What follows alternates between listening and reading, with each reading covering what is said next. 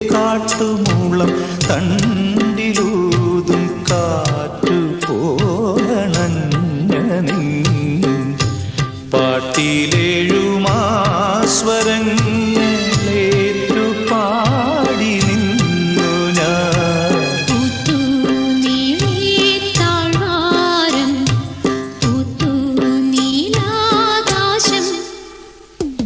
തമ്പുരു കുളിർ ചൂടിയോ തളിരങ്കുലി തൊടുമ്പോൾ